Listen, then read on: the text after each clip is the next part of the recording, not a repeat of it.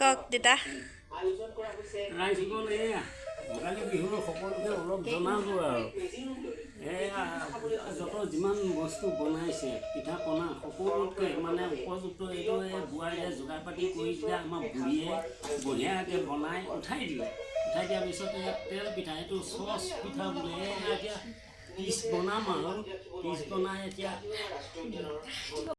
এনেকৈ piece piece বনাম একদম যেনেকৈ সেইটো কি বুলি কয় স্লাইচ ব্ৰেড সেই চিষ্টেমত কাটি আপোনাৰ বৰফি টাইপ কৰিব পাৰে, আপুনি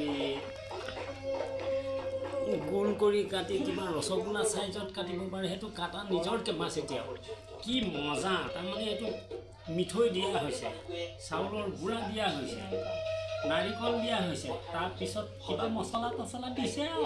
এইটো কোনে বনাইছিলে বাৰু? এইটো আমাৰ বোৱাৰীজনীয়ে যোগাৰ পাতি কৰি আমাৰ বুঢ়ীজনীয়ে সম্পূৰ্ণ মানে এই চৌকাত নি চচত বনাইছে। এইটো চচ ক্ৰীম বুলিও ক'ব পাৰে আজিকালি আধুনিক যুগত, কিন্তু আমি আগতে চচ পিঠা বুলি কওঁ।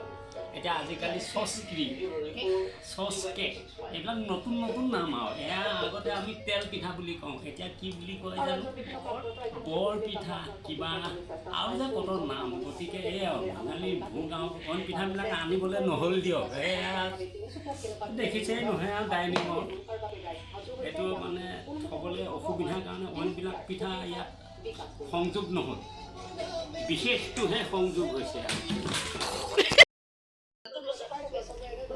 গতিকে এইটো নতুন এটা